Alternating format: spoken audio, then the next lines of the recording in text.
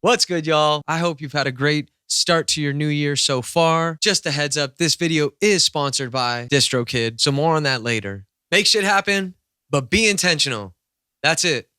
Okay, that's what this year is about, y'all. Making shit happen and being intentional with it all. Let's just get straight into this. I want to sample some vinyl, do Chick Corea right now and see, wow, this record is so scratched. Ooh! Dude, we gotta flip this right now. Right now. Marco Polo Pad Thai 4.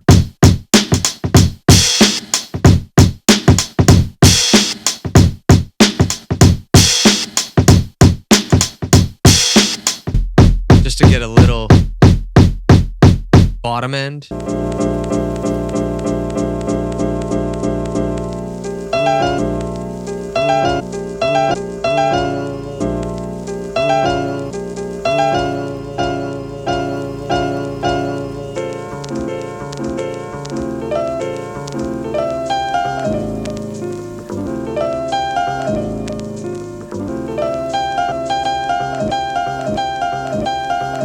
Shock Result, what up?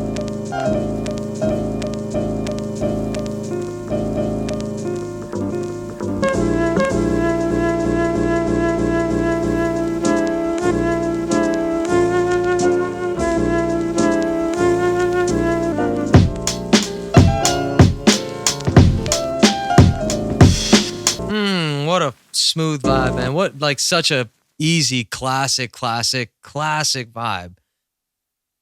Classic. So one thing's for sure, I want to go like this. Yeah, I'm gonna actually let's add some bass in. Amazing.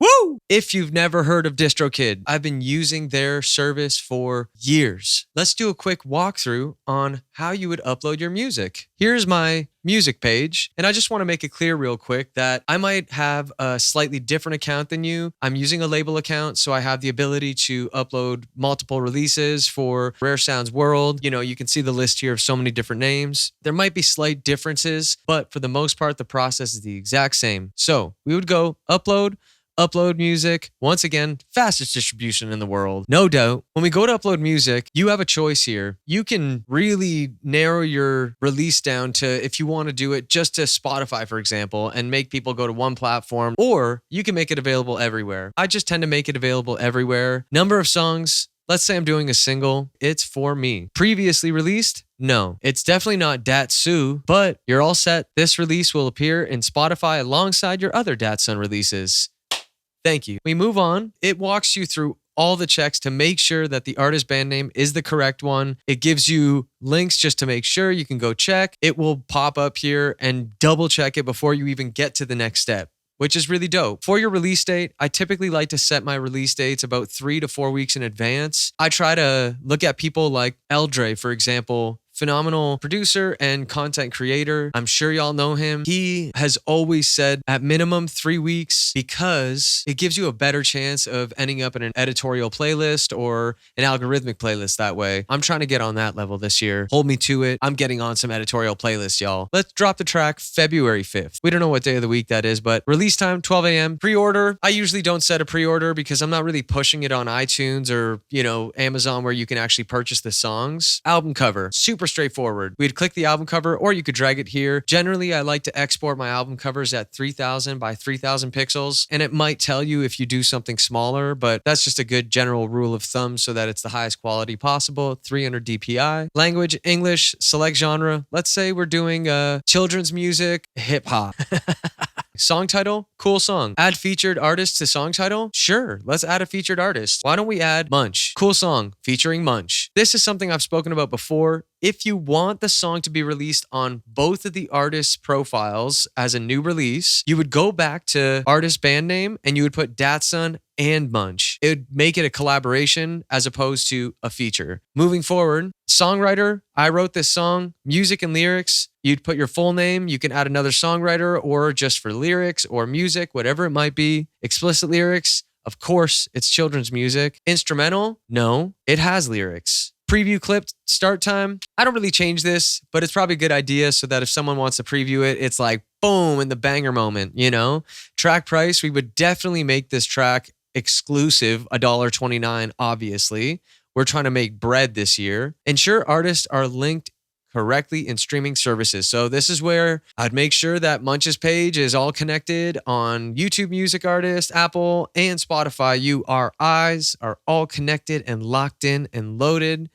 Extras, optional, but awesome. Select your options. I selected blah, blah, blah, boom, boom, boom, done. And you would see the track upload. And the beauty is, as soon as it's uploaded, it gives you the pre-save link. And y'all know pre-save links are important. So last thing I'm going to say is, if you're releasing music 3 to 4 weeks in advance, use that pre-save link. Get your friends, your family, anyone you know, get them to pre-save it. You'll have a better chance of ending up on a Spotify algorithmic playlist and or an editorial one. So that is it for Distrokid, y'all. Much love to you. And let's get back to the music. Woo! So we sampled Chick Corea and Friends. Or we just sampled Chick Corea, the album called Friends. Ooh, maybe we can go start it like this.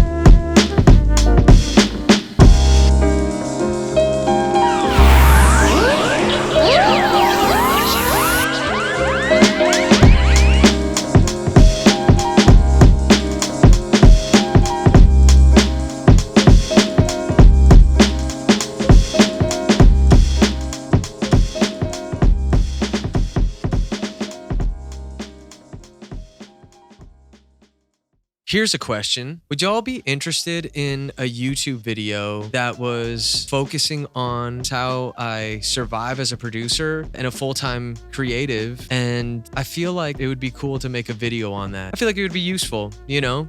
There's so much shit that I'm still learning and still grasping as far as being a full-time, you know, artist, musician, producer. And I feel like there's a lot of valuable knowledge that I could share, but also a lot of stuff that maybe people would have suggestions on how I could do better with it too. So if that's something you're interested in, let me know on Twitch and in the YouTube comments. Make shit happen, y'all. Be intentional.